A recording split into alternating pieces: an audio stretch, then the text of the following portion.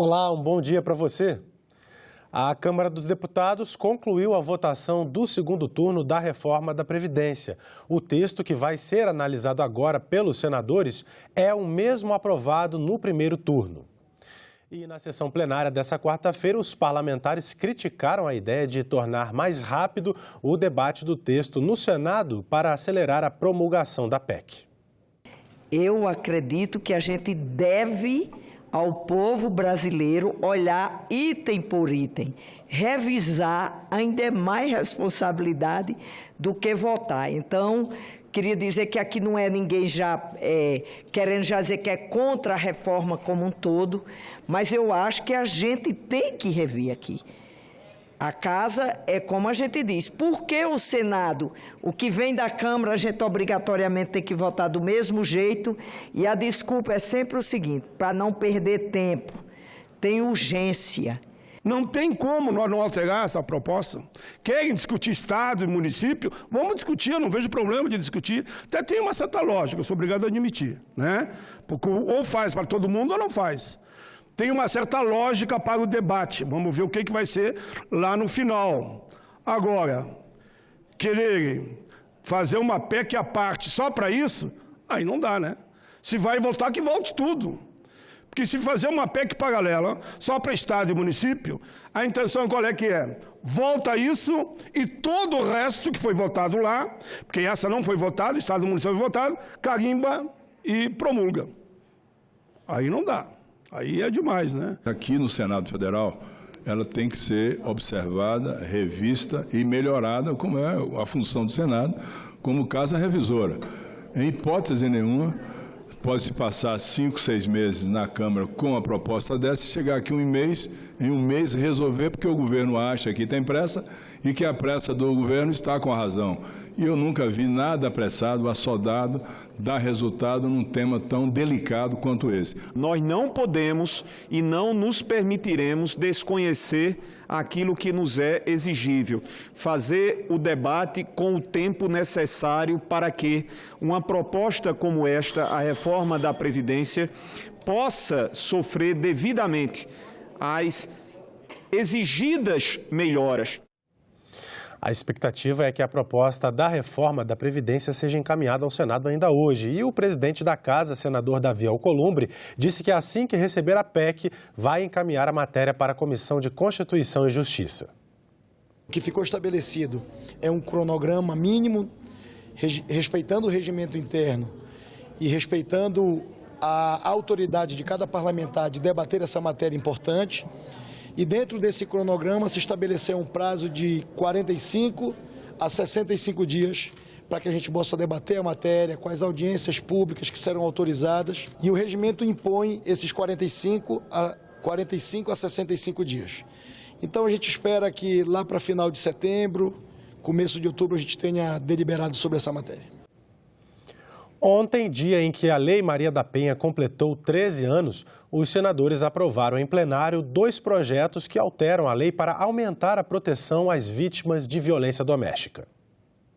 O projeto garante que a mulher vítima de violência entre com pedido de divórcio, separação, dissolução de união estável e anulação do casamento direto no juizado de violência doméstica e familiar contra a mulher. Ela pode fazer isso, inclusive, na mesma hora e no mesmo lugar em que entrar com pedido de proteção baseado na Lei Maria da Penha.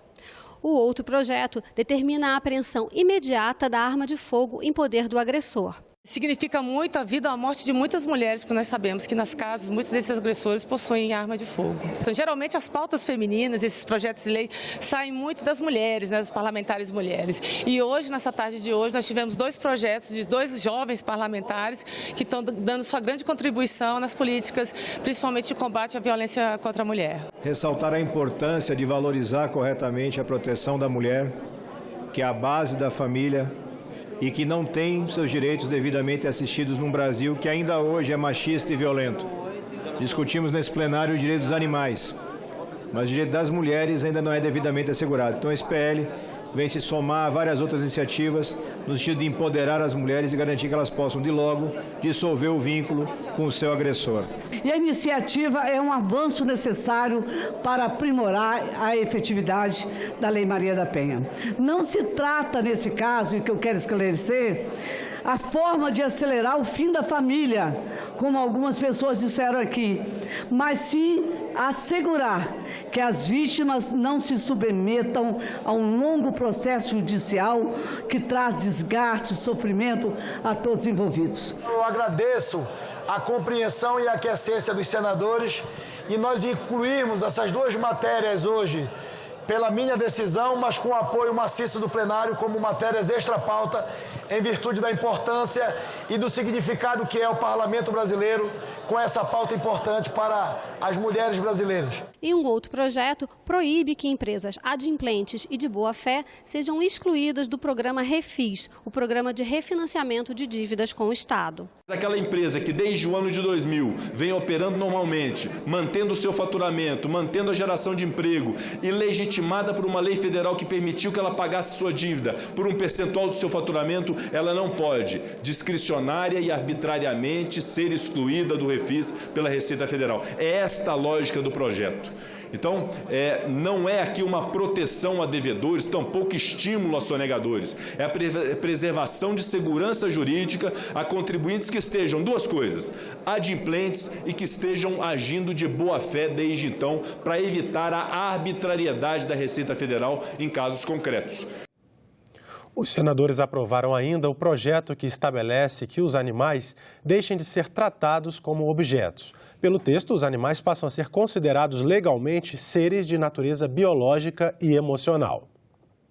O projeto de lei da Câmara, número 27, prevê a proteção do Estado em caso de violação e maus tratos aos animais. De acordo com o relator, senador Randolfo Rodrigues, o projeto apenas reconheceu os estudos científicos a respeito do assunto. Na verdade, é o reconhecimento que já é dito pela ciência, pelos estudos científicos, que os animais são portadores de dores e são portadores de sentimentos. Ficam tristes. É um avanço civilizacional para o nosso país. Vários países do mundo já passaram a compreender que animal não é coisa e não pode ser tratado como coisa. Segundo a ativista dos direitos dos animais, Luísa Mel, o projeto não vai afetar o agronegócio, mas sim acompanhar a legislação de países desenvolvidos. Porque em vários países desenvolvidos do mundo teve essa mudança, na natureza jurídica dos animais e continuam comendo carne. Esse comércio ainda existe, então não vai prejudicar as atividades do agronegócio. É uma questão de equiparar o Brasil a países desenvolvidos. E o bem-estar animal também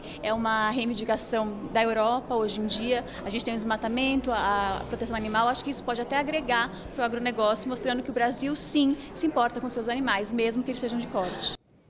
O presidente do Senado, Davi Alcolumbre, disse que a votação do projeto da Lei de Diretrizes Orçamentárias pelo Congresso deve acontecer na próxima semana.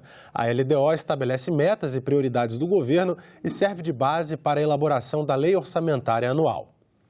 Antes de ser votada no plenário do Congresso, a LDO deve ser aprovada na Comissão Mista de Orçamento, que retomou nesta quarta-feira o debate do projeto, mas não concluiu a votação. A reunião foi suspensa com a previsão de ser reaberta hoje às 10 horas da manhã. Outra audiência pública marcada para logo mais às 10 da manhã vai ser realizada pela Comissão de Transparência, Fiscalização e Controle para debater a proposta que institui o Estatuto da Segurança Privada e da Segurança das Instituições Financeiras. Nós iremos tratar de um estatuto que vai falar sobre a segurança jurídica, sobre a segurança a ser tratada nos transportes de valores. Aqui nós podemos falar do assunto do momento, o assunto da semana passada, que foi justamente o assalto que houve a um aeroporto de quase 1 tonelada de ouro, Então, um assunto que envolve segurança de transportes, é algo que interessa as pessoas, aquela segurança do valor do dinheiro que chega no caixa 24 horas, ou seja, tudo que envolve transporte de valores será também tratado nesta quinta-feira. E a Comissão de Relações Exteriores e Defesa Nacional também se reúne às 10 da manhã para a sabatina de embaixadores indicados para Romênia, Singapura e Malásia. Logo depois, realiza a reunião deliberativa com 8 itens na pauta, entre eles o projeto que inclui o Programa de Proteção Integrada de Fronteiras no Fundo Nacional de Segurança Pública. O presidente do colegiado, o senador Nelsinho Trade, falou sobre os projetos prioritários para a análise na Comissão de Relações Exteriores neste segundo semestre. A expectativa é de muito trabalho nesse mês de agosto e, consequentemente, no semestre, até porque tem toda uma polêmica a ser concretizada na indicação do deputado federal Eduardo Bolsonaro para a Embaixada de Washington nos Estados Unidos. Essa indicação ainda não ocorreu formalmente, apenas especulações, e nós estamos prontos para poder dar sequência ao rito da sua tramitação, do mesmo jeito que a gente está dando aos outros candidatos. Nós temos o acordo anunciado de livre comércio entre o Mercosul e a União Europeia, que a nossa relação diplomática também é algo afeito à Comissão de Relações Exteriores e com certeza será debatido. Além dessa questão, nós temos audiência pública dos familiares da vítima do acidente da Chapecoense, que a gente acabou trazendo para dentro da comissão para poder socorrê-los no sentido das autoridades dos países envolvidos, mais especificamente Colômbia e Bolívia, e vários outros assuntos que com certeza haverão de causar polêmica.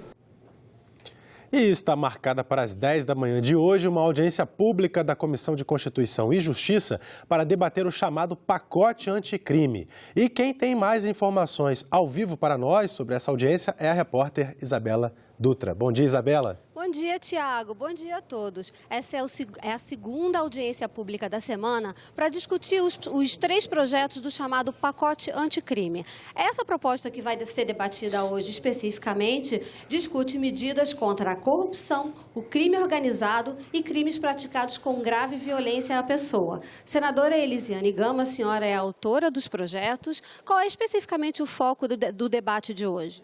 Olha, hoje essa é a segunda audiência, nós teremos aí representações mais do Poder Judiciário, um debate jurídico sobre o tema. Na verdade, são mais de 10 convidados, aproximadamente 15 convidados, dentre eles ministros, inclusive ex-ministros, o presidente da AJUF, Fernando, que aliás confirmou a presença hoje. Então, é um debate muito mais amplo, tendo uma visão mais jurídica e, ao mesmo tempo, abrindo as possibilidades para que os parlamentares também possam ter uma compreensão melhor e possam, ao final, ter um relatório mais conclusivo e mais amplo, não é? Com informações e detalhamentos melhor para que nós possamos ter um projeto conclusivo. Nós apresentamos, como você coloca muito bem, os 3 projetos no pacote anticrime do ministro Moro. Agora, veio na sua integralidade, porque esse foi o nosso objetivo, mas, ao mesmo tempo, também abre-se as possibilidades para que todos os parlamentares possam fazer as alterações necessárias. Eu mesma fiz algumas alterações, apresentei algumas emendas, porque eu entendi que era necessário promover um ajuste maior, um aprimoramento desse pacote aqui no Senado. Como a senhora mesmo disse, o pacote tem o mesmo teor do pacote apresentado pelo ministro Moro na Câmara dos Deputados. Por que a senhora apresentou, só para relembrar as pessoas, por que a senhora apresentou esses projetos aqui também? Havia, na verdade, eu não diria nem havia, mas existe hoje um sentimento muito grande na sociedade brasileira de nós apresentarmos uma alternativa para combate ao crime, combate à corrupção, combate ao narcotráfico. O ministro Moro, até pela sua representatividade nacional e pela sua função dentro do Poder Executivo, ele apresentou um pacote para o Congresso Nacional. Como nós sentimos naquele primeiro momento que a Câmara dos Deputados estava debruçada na proposta da Previdência, nós então apresentamos aqui o projeto tal qual ele era, dentro do Senado Federal, para que o debate iniciasse daqui, já que, do ponto de vista constitucional e regimental, ele não poderia enviar para o Senado, mas tem que começar pela Câmara dos Deputados. Quando nós apresentamos aqui, ele se inicia por aqui, finalizado, a exemplo do que acontece, por exemplo, com o projeto do Márcio Bittar, que ele já apresentou, foi conclusivo na CCJ, é um dos projetos, dos 3 projetos, inclusive já foi encaminhado para a Câmara dos Deputados, essa segunda etapa se conclua na Câmara dos Deputados. Então, são fases. Nós tivemos, no primeiro momento, uma atenção muito grande de vários líderes, o projeto recebeu o apoiamento de vários líderes aqui no Congresso Nacional, especificamente no Senado, e isso nos deu muito mais robustez, uma amplitude e uma profundidade maior do ponto de vista do apoio político na casa. Eu estou muito otimista, eu tenho plena convicção que nós vamos finalizar, talvez ainda agora, os próximos dias, esse mês de agosto, e a Câmara dos Deputados fará o seu papel posterior, que neste caso funcionará como casa revisora. Certo. Muito obrigada pela entrevista, senadora. Bom dia para a senhora. E você também pode enviar perguntas aqui para a audiência pública pelo nosso site senado.leg.br/ecidadania ou pelo telefone do Alô Senado, 0800 61 22 11. Tiago. Obrigado pelas informações, Isabela. E outras comissões também se reúnem nesta manhã. Vamos então conferir aqui no nosso telão. Às 9 horas, Comissão de Direitos Humanos, lá pode ser votado o projeto que obriga autoescolas a disponibilizarem veículo adaptado para as pessoas com deficiência. Às 10 horas, na Comissão de Meio Ambiente, vai ser realizada a audiência pública sobre o projeto que modifica a definição de semiárido. E na comissão mista, que avalia a medida provisória sobre o Programa de Parceria de Investimentos, pode ser votado o relatório sobre o texto. Desde 2008, estudantes de escolas públicas estaduais de todo o país podem ter uma semana de experiência como parlamentar. É o programa Jovem Senador, que está com as inscrições abertas. Tomar posse como senador, elaborar um projeto de lei, discursar, conceder entrevistas e vivenciar o dia a dia do parlamento. Por uma semana, estudantes de escolas públicas estaduais de todo o país podem participar dessas atividades. Uma oportunidade ímpar para a formação dos adolescentes. A intenção desse projeto é uma aproximação com o público mais jovem e promover a cidadania, né? Que com essa aproximação eles começam a conhecer um pouco melhor o que é legislativo. Para participar, o aluno precisa escrever uma redação. O tema deste ano é "O cidadão que acompanha o orçamento público dá valor ao Brasil". A inscrição do aluno é feita pela escola, que seleciona o estudante com a melhor redação e envia para a Secretaria de Educação ou Regional de Ensino. O prazo para concorrer a uma vaga no concurso se encerra no próximo dia 16. Mais de 1,5 milhão de estudantes já participaram do projeto desde 2011. Os selecionados apresentaram 51 proposições. 40 foram aceitas como projetos de lei do Senado e 2 como propostas de emenda à Constituição. Atualmente, 19 textos estão tramitando na casa. Essa juventude que vem aqui, meninos e meninas, muitos deles que eu já vi aqui, eu já encontrei no meu estado como vereadora,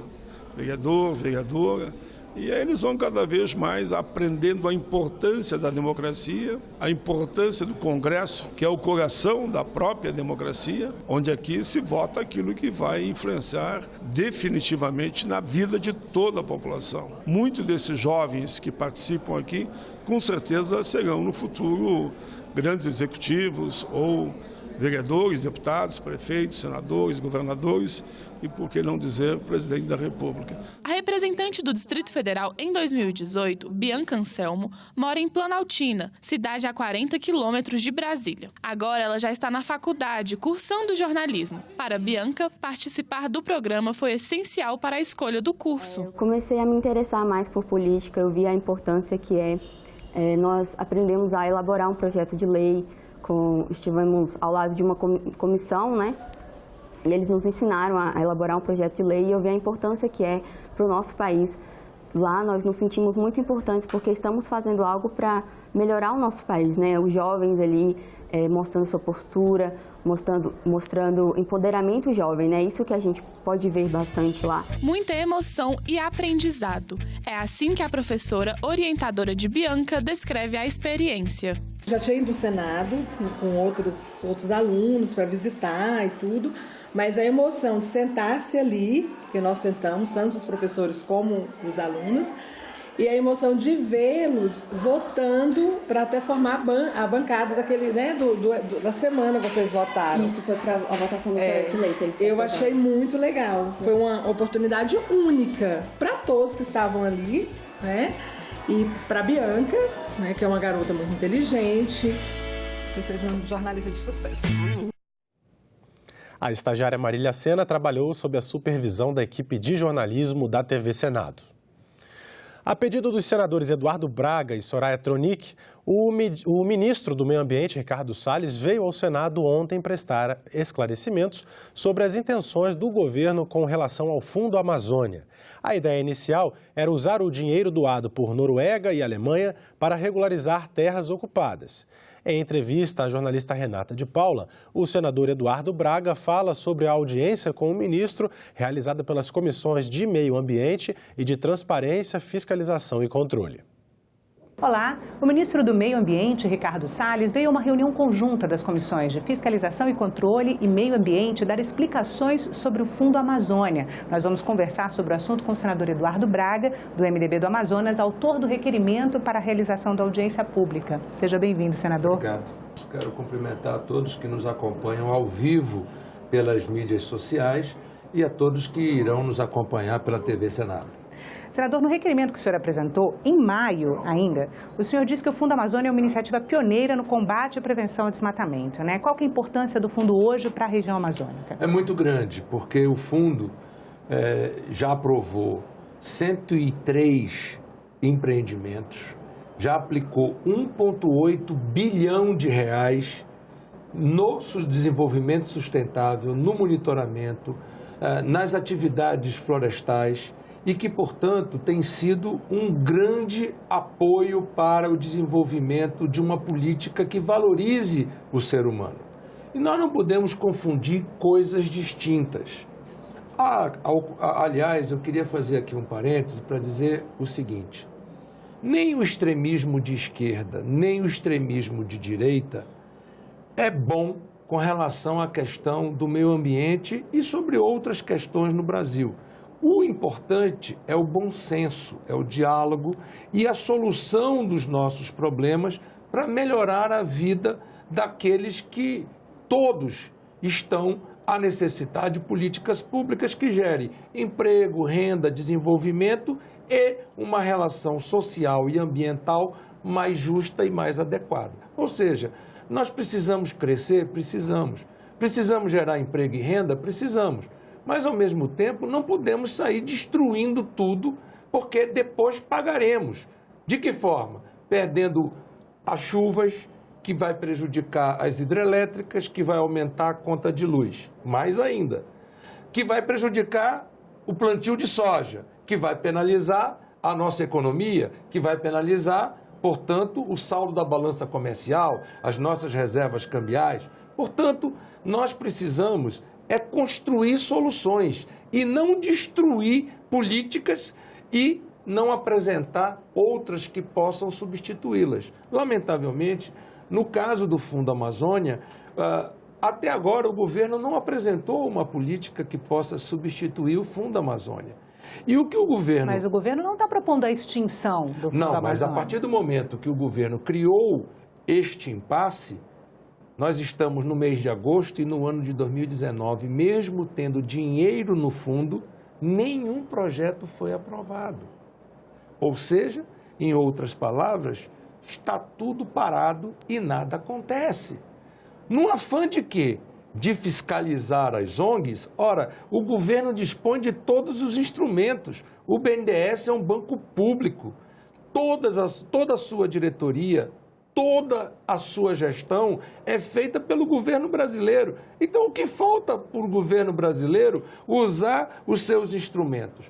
E não venham com um discurso ideológico de que nós temos que ser contra porque nós somos vermelhos, ou nós somos azuis, ou nós somos amarelos, ou nós somos pretos. Não, nós somos todos brasileiros e precisamos de políticas que gerem desenvolvimento econômico com responsabilidade social e ambiental.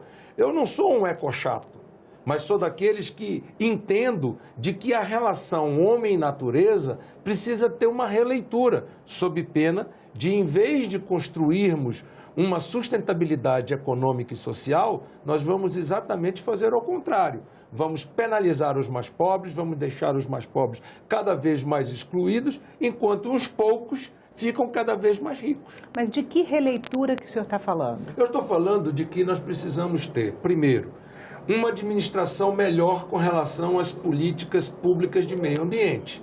O meio ambiente não pode ser proibitivo. Não pode, por exemplo, impedir que uma linha de transmissão chegue a Boa Vista. Não pode impedir, por exemplo, de que uma estrada que já foi asfaltada, como a BR-319, não possa ser asfaltada. Mas, ao mesmo tempo, nós não podemos ser destruidores de forma irresponsável e irracional, em pleno século XXI, das razões dos recursos naturais renováveis que nós temos. Zelar a uma política de meio ambiente responsável e inteligente é garantir a permanência dos recursos renováveis para gerar mais emprego, mais renda, mais alimento para o povo brasileiro e para a nossa economia. É isso que todos queremos. Agora, nós não podemos sair, por exemplo, apontando que o INPE não está fazendo um bom serviço e não apresentamos uma evolução.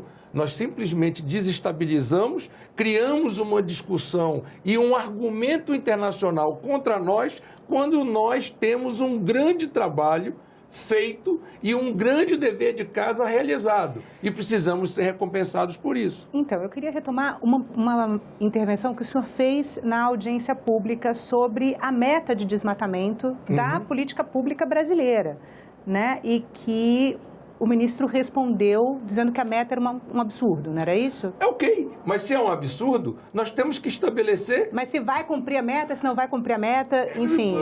Ou seja, o que eu perguntei? Se a meta é um absurdo, qual é a proposta do governo para substituir esta meta? E qual é a proposta? Que o Ele não apresentou. Ele não apresentou.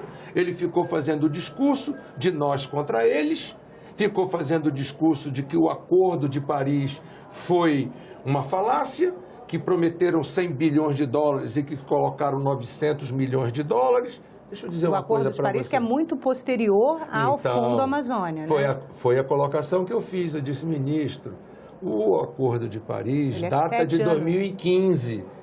O Fundo Amazônia data de 2008. Portanto, o alho com os galhos tem aí uma diferença de 7 anos, que, portanto, não é aqueles 100 bilhões de 2015 que nós estamos discutindo. O que nós estamos discutindo é de 1 bilhão de dólares que foi colocado à disposição do governo brasileiro e que, de 2008 para cá, nós só aplicamos 500 milhões de dólares. Portanto, nós poderíamos agora estar produzindo projetos, em vez de criarmos esse enfrentamento, estar arrancando 500 milhões de dólares para aplicar em novas soluções tecnológicas, em novos programas para poder gerar emprego e renda, para criar sustentabilidade, para melhorar a vida do índio, para melhorar a vida do caboclo. Ninguém conhece melhor do que eu, que venho do Amazonas, o que é a realidade do povo indígena. Principalmente sendo votado como eu fui, em cada região indígena, numa relação de quase 9:1. Portanto, eu tenho no meu sangue o povo indígena. E eu sei que o povo indígena, eles querem respeito, oportunidades, avanços econômicos, sociais, mas eles também querem ter o direito às terras deles, para que eles possam ter as suas próprias questões econômicas e sociais. Eles não podem ser tratados como imputáveis. A FUNAI, ela precisa ser revista. Esse discurso em relação à FUNAI é verdadeiro. A FUNAI sofre questionamentos dentro da própria população indígena, mas não pode ser uma discussão destrutiva, de confronto. Ideológica, né? Ideológica entre a extrema-direita e a extrema-esquerda. E no meio de tudo isso, as populações indígenas, os caboclos, os brasileiros, sofrem porque não têm emprego. São 13 milhões de brasileiros desempregados. E nós poderíamos estar no Fundo Amazônia aplicando 500 milhões de dólares que deveriam estar sendo aplicados no Brasil e que não estão. Enquanto isso, nós estamos discutindo que a governança, que é do BNDES, que é do governo, não é bem feita. Ora, se não é bem feita, o que falta para o governo fazer bem feito? O BNDES faz a gestão do Fundo Amazônia. Faz a gestão absoluta do Fundo Amazônia. Só o BNDES faz. Então, se tem problema, o problema está dentro do BNDES. Por que não resolvem? Porque não querem. Senador, qual a avaliação que o senhor faz das declarações e das ações do governo? Mudança na estrutura do comitê gestor, do fundo, enfim? Eu acho que todo governo, o impacto disso, eleito, né, para o país, democraticamente, tem o direito de fazer as mudanças. O questionamento não é o direito ou não de fazer as mudanças, é como fazer as mudanças. A forma de fazer a mudança não pode ser destruindo e paralisando tudo. Não! Você quer fazer a mudança no comitê gestor? Faça a mudança no comitê gestor. Você quer apurar questões de aplicação de verbas, de questões... Agora, ficou muito claro na reunião de hoje que o Fundo Amazônia aplicou, através do terceiro setor, ou como querem rotular e carimbar, as ONGs. E como tudo na vida tem boas ONGs e ONGs que não são boas, que não são responsáveis, que não são eticamente comprometidas. Mas da mesma forma, no setor público, que tem 62% do recurso do fundo aplicado no setor público, também tem os bons e maus gestores. Portanto, fazer mudança é da democracia. Agora, a forma de como fazê-la é que é a questão. Senador, muito obrigada pela entrevista. E nós ficamos por aqui. Você pode rever as reportagens desta edição na nossa página na internet, senado.leg.br/tv. Muito obrigado pela sua companhia e continue sintonizado aqui na TV Senado.